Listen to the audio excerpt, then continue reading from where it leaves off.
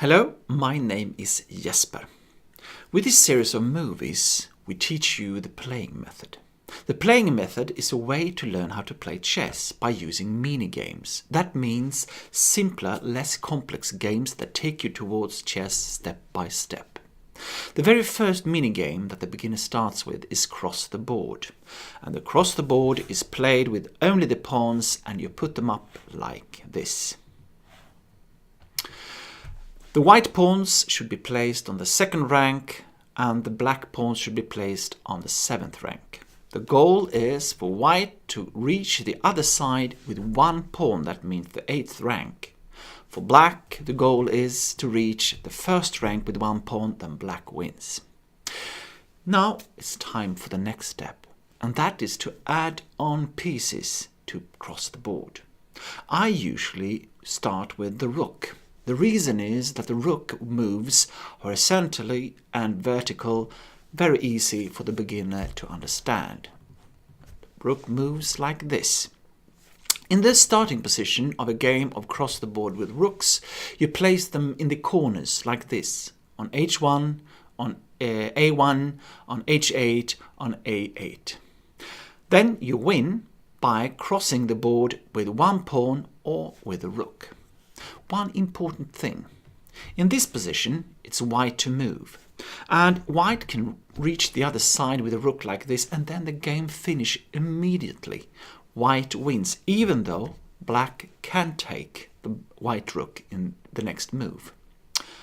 After the rook, I usually go to the bishop. And the bishop moves on the diagonal, like this, as far as it likes.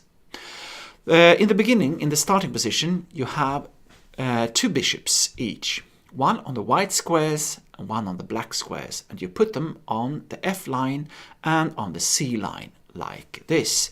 You put the white bishops on F1, on C1, on C8 and on F8 like this.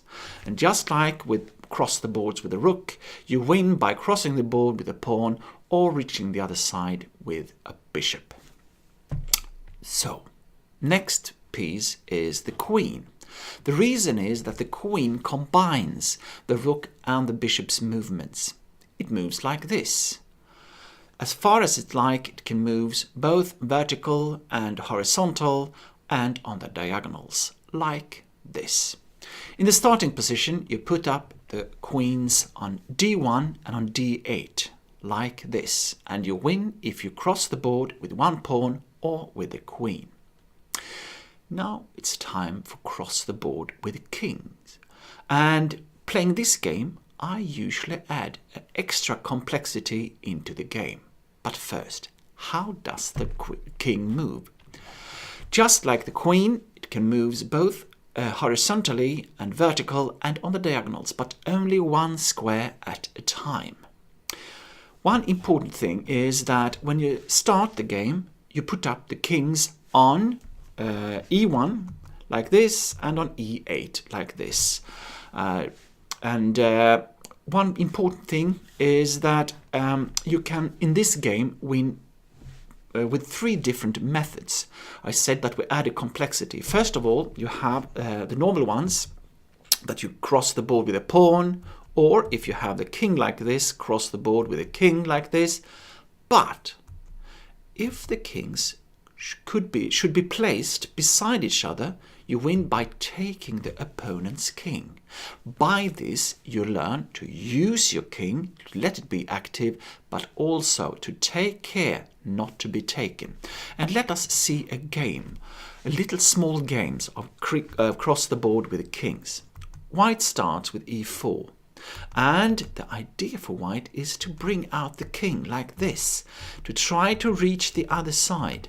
And in this position, black can play a6 to make a threat on the king. And this could be smart, because if the king takes the pawn like this, the king will be taken and black wins. But in this position, what happens is that there is a hole on b6, and the white king, instead of taking the pawn, can sneak into the black position like this. And even though black now is trying to cover up the back rank, the white king reaches a7, and in the next move will reach the other side, and white wins.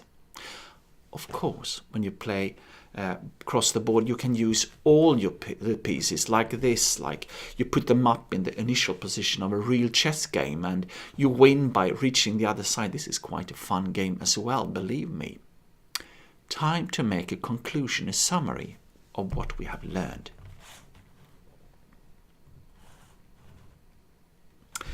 Cross the board with pieces. Cross the board can be played with different pieces in different constellations. The pieces start in their initial position of a real game of chess. The one reaching the other side with one piece wins. Doesn't matter if it is a pawn or another piece. In cross the board with kings, you also win if you take the opponent's king. Why are these games so nice for the beginner? First of all, you train how the pieces move.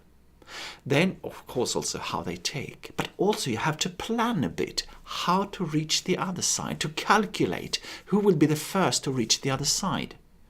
But finally and last, it's so fun to play real games, and that is a great motivator for someone who wants to learn to play chess. Bye!